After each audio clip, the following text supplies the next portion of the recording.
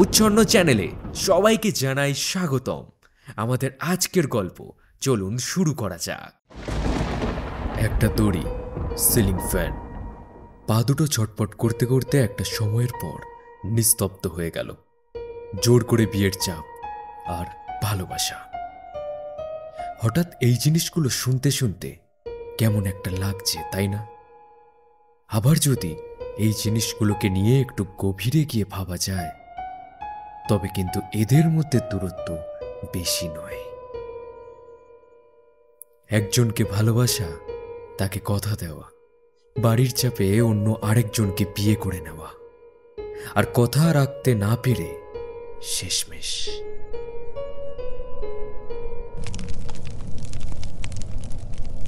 কতটা দেরি হয়ে গেল রে। আর এদিকে যে আকাশের ভাব দেখছি, বৃষ্টি থামার তো কোনো নামই তো দেখছি না। এই সব কিছু অফিসের এক কোণে জানালা খুলে তার পাশে দাঁড়িয়ে ভাবতে থাকে দীপঙ্কর ওরফে দীপ। দীর্ঘ ৩-৪ মাস ধরে কলকাতাতে এতটা লেভেলের গরম পড়েছে যে রীতিমতো কলকাতার রেকর্ড করে দিয়েছে। অনেকে তো বলছে লাস্ট ১৫-১৬ বছরে এরকম গরম কলকাতাতে পড়েনি। প্রায় দিনই তাপমাত্রা ৪১-৪২ ডিগ্রি। তাই এই বৃষ্টি কারুর কাছে স্বস্তির হলেও কারুর কাছে আবার অস্বস্তিরও কারণ বটে, যেমন দীপের কাছে। দীপ এখন কাজ করে বড়বাজারে একটা দোকানে। ফ্যামিলির অর্থনৈতিক প্রবলেমের জন্য দীপের এই কাজ করা। দীপের বাড়ি শিয়ালদা থেকে প্রায় ২ থেকে ২.৫ ঘন্টা দূরে একটা গ্রামে, যার নাম শৈলগ্রাম। সে প্রতিদিন ৭টা ২০ নাগাদ বের হয়। তার বড়বাজার থেকে শিয়ালদা পর্যন্ত হেঁটে প্রায় ৮ ঘন্টার মতো সময় লাগে। তারপর ৮টা ৫-এর শৈলগ্রাম লোকাল ধরে। দীপের বাড়িতে পৌঁছতে প্রায় 10:30-11টা বেজে যায়। কিন্তু আজ কি হবে? 9:45 তো এখানেই বেজে গেল। কিছুক্ষণ পর অনি দেখল বৃষ্টিটা একটু কমেছে, তাই সে ব্যাগ নিয়ে, স্যার হাম যা রা হ্যায়। এই বলে দীপ বেরিয়ে যায়। দীপ নিচে এসে দেখে বৃষ্টিটা একটু কমেছে। বড়বাজারের গলিতে প্রায় হাঁটু পর্যন্ত জল। দীপ প্যান্টটা একটু গুটিয়ে নিয়ে ব্যাগ থেকে ছাতা বের করে। এক হাতে ছাতা আর এক হাতে জুতো নিয়ে বেরিয়ে যায়। চারিদিক এত জল দেখে আজ না হয় বাসে যায়। এখানে যদি এত জল হয় তবে কলেজ স্ট্রিটের পিছনে তবে কতটা জল হতে পারে। তার থেকে বাসে যাওয়াই বেটার হবে।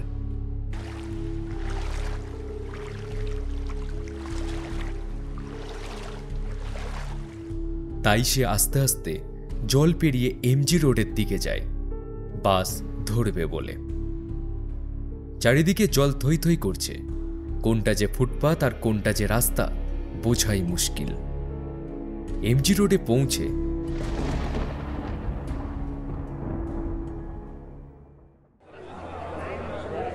এমনি সময় দেখো হাওড়া শিয়ালদা বাস লাইন দিয়ে থাকে, কিন্তু আজ যেন বাসেদের ধর্মঘট হয়েছে, কোনো বাসই নেই। সত্যিই তাই। এবং যেটা মনে হচ্ছে বেশ অনেকক্ষণ থেকে বাস আসেনি। প্রত্যেকটা স্টপেজে বেশ ভালোই লোকজন দাঁড়িয়ে আছে। এমন সময় দীপ খেয়াল করল আসছে মনে হয় একটা, কিন্তু ওটা শিয়ালদাতে যাবে তো। এখানে তো 9টা বেজে গেল। 9:30টার ট্রেনটা না পেলে কি হবে কি জানে বাবা। না, ভগবান হয়তো সহায় হয়েছে। দীপ এবার স্বস্তির নিঃশ্বাস ফেলল, কারণ শিয়ালদাতে বাস যাবে।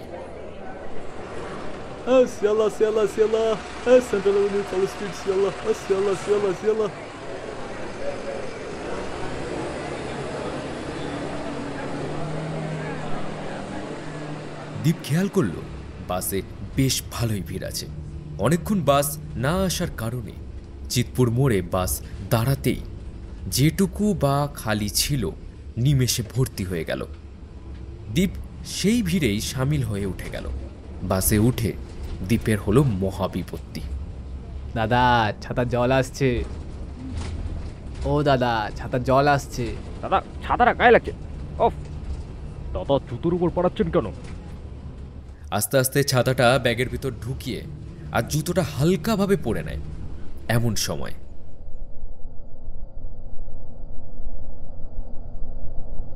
এই দীপ, কেমন আছিস?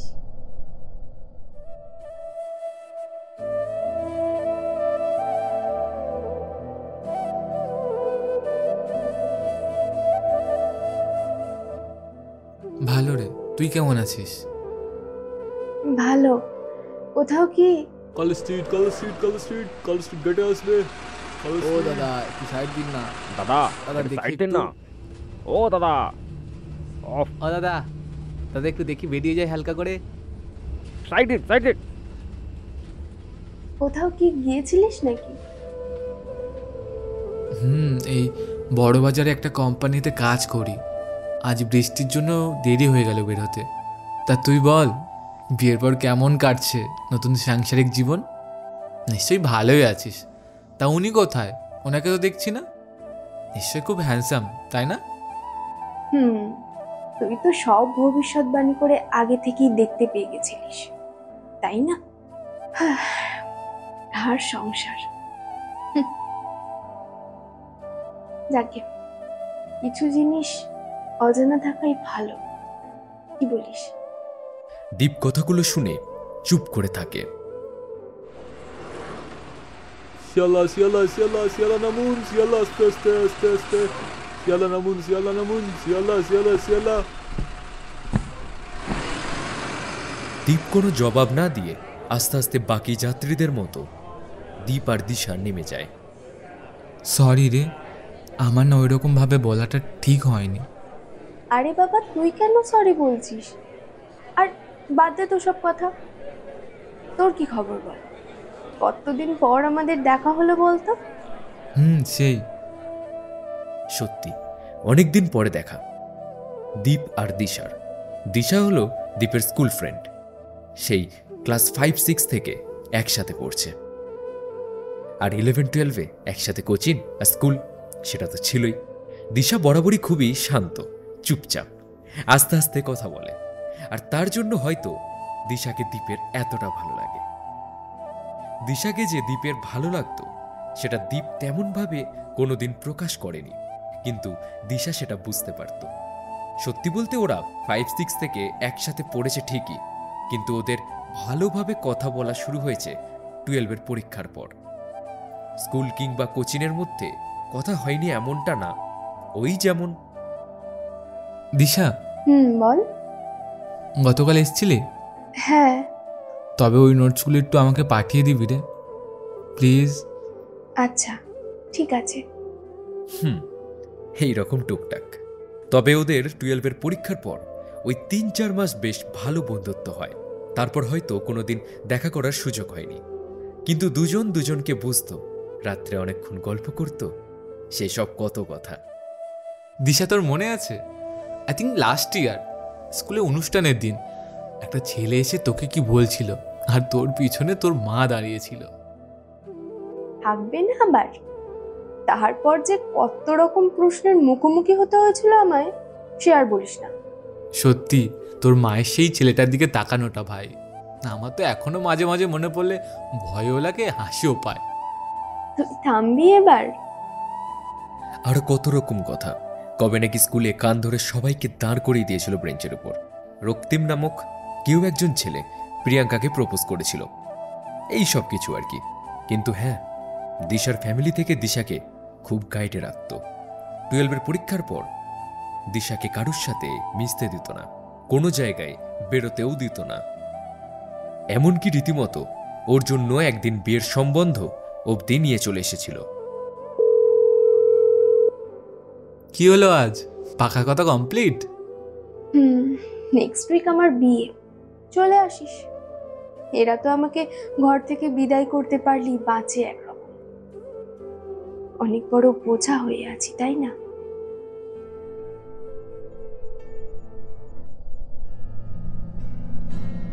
আরে আমি ওইরকম ভাবে বলতে চাইনি।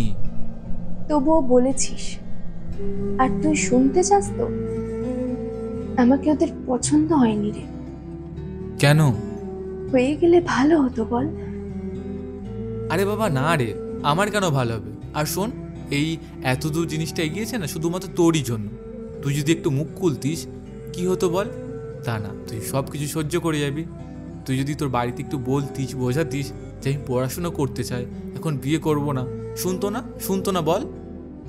হুম, এখন তো সব দোষ আমারই। তুই কি ভাবলি আমি বলিনি? আমি বাবাকেও বললাম, মাকেও বললাম, কেউ শুনলো না, কেউ বুঝলোও না। আর আমার মায়ের তো একটাই কথা, দেখতে আসছে বলে কি বিয়ে হয়ে যাচ্ছে নাকি? তবে দেখতে অসুবিধাটা কোথায়? আর পড়াশোনার কথা তো আমি কতবার বলেছি, একটা কথাও কেউ শুনলো না রে আমার। আমি আর কি করব বলতো তুই?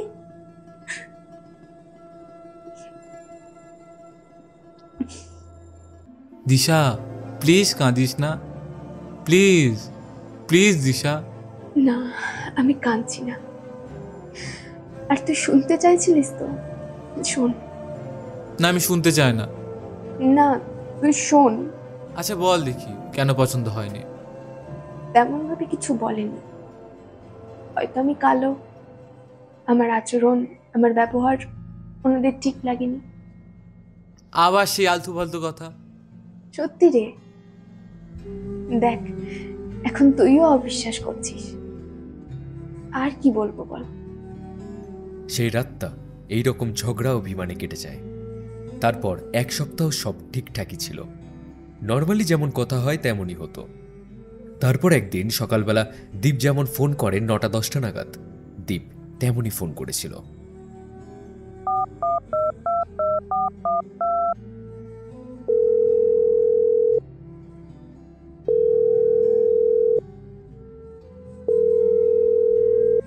হয়তো বিজি আছে।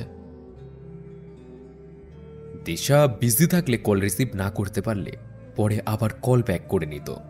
তাই দীপ বেশি টেনশন না করে তার কাজে মন দেয়। তারপর যখন দুপুরে খাওয়ার পর বিছানায় শুয়ে ফোন যখন হাতে নিয়ে দেখল, দিশা তখনও পর্যন্ত কোনো কল ব্যাক করেনি। তখন দীপ রীতিমতো টেনশনে পড়ে যায়। প্রায় 10-11 বার ফোন করে, তাও দিশা ফোন তোলে না। দীপের টেনশন ক্রমশ বেড়েই চলেছে। 4টে নাগাদ আবার ফোন করে।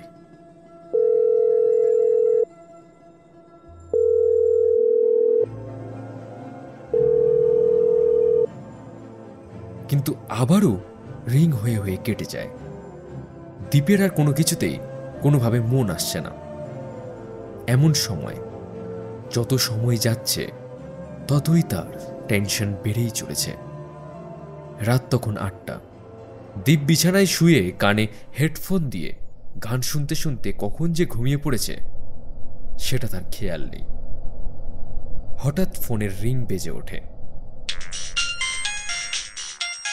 ঘুম ঘুম চোখে দীপ যখন দিশার নামটা স্ক্রিনে দেখল, ঘুম যেন সব উধাও। দীপ যেই জিজ্ঞাসা করতে যাবে সারাদিন ফোন কেন তোলেনি, দীপের বলার আগে দিশা, দীপ, তুই আমাকে আর কখনো ফোন করিস না প্লিজ, রিকোয়েস্ট করছি তোকে, প্লিজ কোনো দিন করিস না। আর আমি তোর নাম্বারটা ব্লক করে রাখলাম, ভালো থাকিস, বাই। দীপ কিছু বলার আগেই দিশা ফোন কেটে দেয়। ফোনটা রেখে শুয়ে পড়ে। নিজেকে যেন খুব বড় অপরাধী মনে হচ্ছে। হয়তো দীপ দিশাকে সত্যি ভালোবেসে ফেলেছিল, কিন্তু কাছের মানুষ কষ্ট দিলে তো সেই কষ্ট বেশি দুঃখজনক হয়। তারপর কেটে গেল 6টা মাস। তাদের গ্রামের বাড়ি ছেড়ে শৈলগ্রামের বাড়িতে চলে আসে ফ্যামিলি নিয়ে। দীপ এখন বেশিরভাগ সময় তার কাজ নিয়ে ব্যস্ত থাকে। গ্রামের বাড়ি থেকে আসার পর প্রথম কয়েকটা মাস ওখানকার অনেক বন্ধুদের সাথে বেশ যোগাযোগ ছিল। এখন সেটা হাতে গোনায় এসে দাঁড়িয়েছে। একদিন অফিস থেকে ফেরার সময় দীপ ট্রেনে জানালার পাশে বসে কানে হেডফোন দিয়ে গান শুনছে। হঠাৎ দীপ দেখল স্কুলের বন্ধু সুরজিতের মেসেজ। ওই কিরে, কেমন আছিস? ভালো রে, তোরা কেমন আছিস? এই চলছে কোনো রকমে। আজকে জানিস তো তোর কথাই হচ্ছিল, দ্বীপ থাকলে কত মজা হতো। এখন জানিস তো তেমন আর কেউ কথা বলে না। সবাই ফোনে বিজি, কেউ হোয়াটসঅ্যাপ নিয়ে, কেউ মেসেঞ্জার নিয়ে, আবার কেউ রিল বানাতে। তুই বল, আমরা স্কুল লাইফে কত মজা করতাম, কত গল্প করতাম, এখন সব বিজি, যে যার পার্সোনাল লাইফ নিয়ে। আসলে সবাই অনেকটা আপডেট হয়ে গেছে। আচ্ছা শোন না, বলছি দিশার খবর কী রে, কিছু জানিস? আর সুরজিতের বাড়ি দিশার বাড়ির কাছে, তাই দীপ সুরজিৎকে জিজ্ঞাসা করে। আর সুরজিৎ নর্মালভাবে বলল, দিশার তো বিয়ে হয়ে গেছে, তুই জানিস না? বিয়ে হয়ে গেছে? কবে? সে তো প্রায় 5-6 মাস হয়ে গেছে। ওর মামার বাড়িতে গিয়ে হয়েছে, আমি তো জানতাম না, এবারে করে মা বলছিল। মানেটা কি ভাই? সত্যি রে, এত তাড়াতাড়ি যে দিশার বিয়ে হয়ে যাবে আমারও শুনে কেমন হচ্ছিল। আচ্ছা ঠিক আছে, তাহলে পরে কথা হবে, বাই। সুরজিতের কাছ থেকে কথাগুলো শুনে দীপের খুব খারাপ লাগলো। সেই রাগে দিশার মোবাইল নম্বর, দিশার ফটো, যা যা ছিল, ফোনটা খুলে সব ডিলিট করে দিল। সেই ছিল শেষ স্মৃতি। তারপর এই আজ। তা তুই বল, কত দূর যাবি?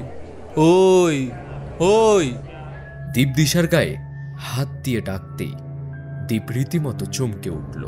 দিশার শরীর এত ঠান্ডা, পুরো যেন বরফ। দীপ জিজ্ঞাসা করতে যাবে তখনই,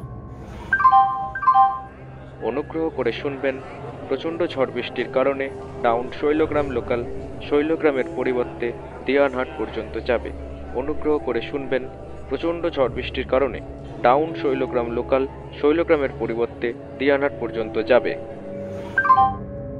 চল দীপ। চল মানে কোথায় যাব আমি? আচ্ছা দিশা, তোর তো দিয়ানহাটে বিয়ে হয়েছে, তাই না? আরে বাবা, মুখ ওই রকম করার কিছু নেই, আমি যাব না রে। আমি দেখি দিদির বাড়ি যাব। কেন? চল, আমি কি যেতে বারণ করলাম নাকি? না থাক বাবা, আমার জন্য তোর যদি আবার কথা শুনতে হয়, তার থেকে ভালো দিদির বাড়ি যায়। আর হ্যাঁ, আমার দিদির বাড়ি কিন্তু ওই দিয়ানহাটেই। জানি। জানিস মানে? মানে তুই তো বলেছিলিস। ও তাই বল। দীপ আর দিশা একে একে 7 নম্বর প্ল্যাটফর্মের দিকে যায়। 9:30 ট্রেন লেট করে 10:05 ছাড়ে। খুব একটা ভিড় নেই যদিও। দিশা জানালার পাশে বসে। দীপ তারপর পকেট থেকে ফোনটা বের করে, মাকে ফোন করবে বলে। দিশা তখনও আনমনা হয়ে বাইরের দিকে তাকিয়ে। সামনের কিছু চুল হাওয়ার জন্য দিশার মুখে আসছে, আর দিশা সেগুলো বিরক্তির সাথে সরিয়ে দিচ্ছে। এত কিছু দেখতে দেখতে দীপ তার মাকে ফোন করতেই ভুলে গেছে। ফোনের স্ক্রিনে চোখ যেতেই হ্যালো হ্যালো হ্যালো হ্যালো। মা, শুনতে পাচ্ছ? হ্যাঁ বাবু, শুনতে পাচ্ছি। শোনো না মা, আমি না দিদির বাড়ি যাচ্ছি গো। বৃষ্টির জন্য বের হতে দেরি হয়ে গিয়েছিল, তাই আগের ট্রেনটা পেলাম না। আর আমাদের ওইদিকে হয়তো ঝড়ের তারটার কিছু কেটে গেছে, তাই এটাই লাস্ট ট্রেন, আর এটাই দিয়ানহাট পর্যন্তই যাবে। ঠিক আছে, দিদিকে একবার ফোন করে দিয়েছিলি? আপাতত করিনি, করছি একটু পরে। ঠিক আছে, সাবধানে যা, আর গিয়ে একটা ফোন করিস। আচ্ছা ঠিক আছে, রাখলাম তবে। দীপ ফোন রেখে দেয়। দীপ দেখল দিশা এখনো পর্যন্ত সেই রকম অন্যমনস্ক হয়ে একই রকমভাবে বাইরে তাকিয়ে আছে। সেই চুল একই রকমভাবে হাওয়াতে মুখে আসছে, আর দিশা সরিয়ে দিচ্ছে। দীপ সামনে ফোনটা ধরে ফোনের পাশ দিয়ে দিশাকে দেখছে আর ভাবছে, তোকে এখনো কি মায়াবী লাগছে রে? শীতিতে সিঁদুর, কপালে টিপ, সত্যি তুই সেই দিশা যার সাথে রাত্রে কত গল্প করতাম, আর তুই কত পাগলামো করতিস আমার সাথে। ভাবতে ভাবতে কখন যে 1 ঘন্টা পেরিয়ে গেল বুঝতেই পারল না। তারপর দীপ খেয়াল করল পুরো কম্পার্টমেন্টটাই খালি, শুধু ওরা দুজন বসে আছে। কিছুক্ষণ পর কোনো একটা স্টেশনে ট্রেনটি ঢুকল। রামনগর স্টেশন। এর পরের স্টেশন দিয়ানহাটা। কিন্তু তখনও দেখল দিশা সেই একই রকম জানালার বাইরে দেখছে। কিছুক্ষণ পর রামনগর স্টেশন ছাড়ল। ফাঁকা কম্পার্টমেন্ট আর বাইরে লাইন ক্রসিংয়ের আওয়াজ, সাথে তাল মিলিয়ে ট্রেন ছুটে চলেছে। দিশার দিকে তাকিয়ে থাকতে থাকতে কখন চোখটা লেগে গিয়েছিল বুঝতে পারিনি। দিয়ানহাট স্টেশন ঢুকতেই দীপ, দীপ, চল। কি রে দীপ, অফিস যাবি না? এত বেলা হলো, ওঠ এবার। না মা, যাবো তো, উঠছি। যাব বাবা, একটা স্বপ্ন ছিল। সে যাই হোক, বাস্তবে তো আর দেখা হওয়া দিশার সাথে ভাগ্যে নেই। স্বপ্নের মতো যদিও তার বিয়েটা হয়ে গেছে, স্বপ্নটা বেশ ভালোই ছিল। রীতিমতো কাজে বের হলো দীপ। তাই আজ একটু দেরি হওয়ায় অফিসের সিনিয়রকে জানিয়ে দিয়েছে। তবে তাকে আজ একটু এক্সট্রা ডিউটি করতেই হবে, কারণ দেরি যখন হয়েছে তাকে ইনকমপ্লিট কাজগুলো কমপ্লিট করতেই হবে।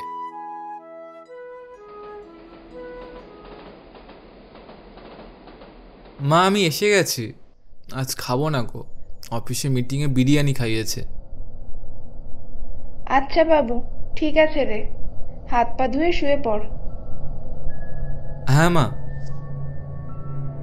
দীপ এবার বিছানায় শুয়ে পড়ল। সারাদিনের ক্লান্তি ওর শুয়ে পড়ার পর নাক ডাকার ভঙ্গিতেই বোঝা যাচ্ছে। বিছানার মধ্যে পুরো নিস্তেজ শরীর পড়ে আছে। গভীর নিঃশ্বাস, বাইরে ঝিরিঝিরি বৃষ্টি আর মেঘ ডাকার আওয়াজ, যেন প্রকৃতিও দীপের ক্লান্তিকে বিরাম দিচ্ছে। অন্ধকার ঘরে দীপের শরীরটা পুরো যেন নিস্তেজ হয়ে, যেন কোনো জীবিত নয়, কোনো মৃত শরীর পড়ে আছে। দীপ, দীপ, চল। ও চলে এসেছে? প্রতিদিন তোর খুব কষ্ট হয় না রে? হ্যাঁ, ওই আর কি। আর কষ্ট করলে তো কেষ্ট মিলবে, তাই না? ট্রেন থামল দিয়ানহাট স্টেশনে।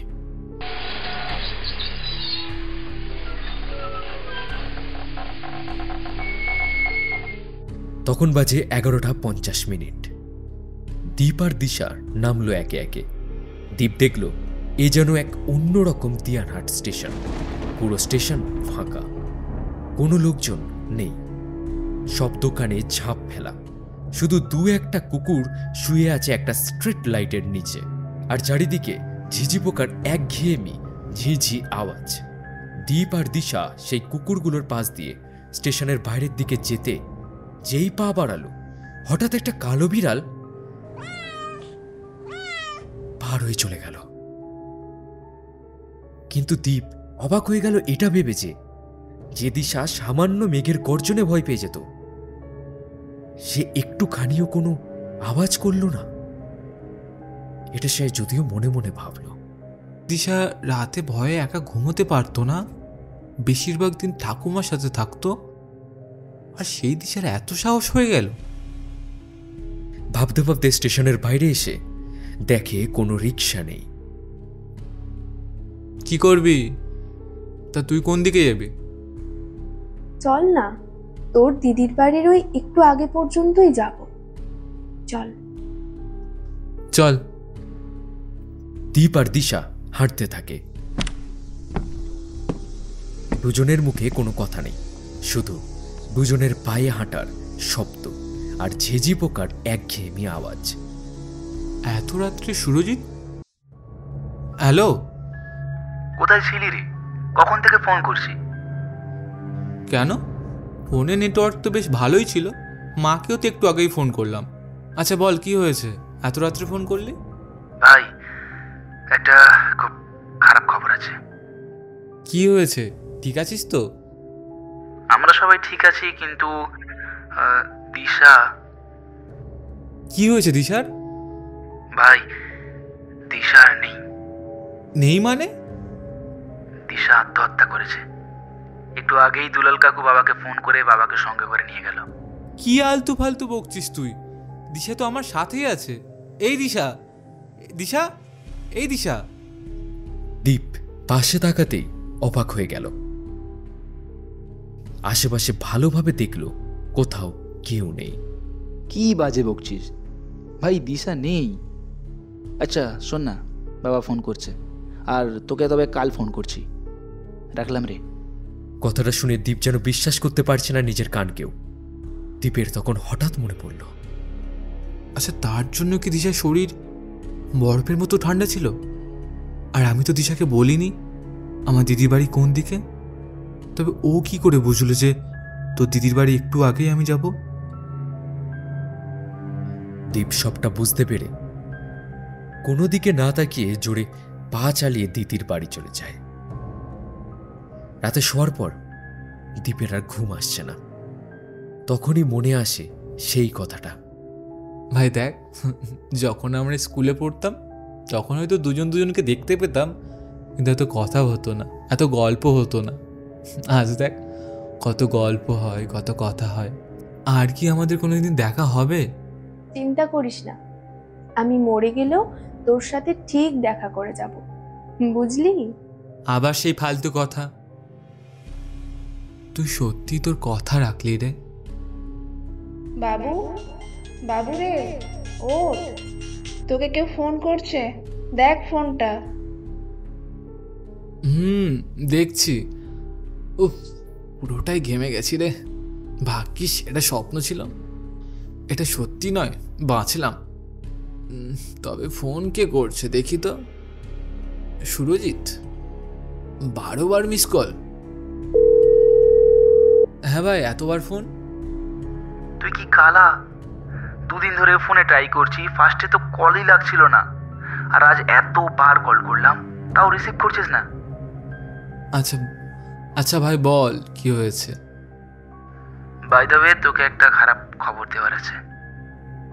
দুদিন আগে দিশা আত্মহত্যা করেছে। কি বলছিস? কি স্বপ্নে যা হচ্ছে এটা কি করে সত্যি হলো? মানে কি বলছিস? না ভাই, আমার শুনে মনটা কেমন খারাপ করছে রে। অবাকও লাগছে। আমি কি বলবো জানি না রে, পরে কথা বলবো রে, রাখছি। দিশা, মানে তুই দেখা করে যাবি বলে এমনভাবে আমার স্বপ্নে গল্পের মতো সাজিয়ে গল্প দেখিয়ে গেলি? আমার মনে পড়েছে, তুই তো খুব সুন্দর গল্প লিখতিস, তাই না? যে অভ্যেসটাই এখন হলো। যেখানে থাকিস ভালো থাকিস। তোর দীপ তোকে ভেবে সারা জীবন গল্প বুনবে, আর তোকে অনেক ভালোবেসে নিজের মধ্যে জড়িয়ে রাখবে। ভালো থাকিস রে, ভালো থাকিস।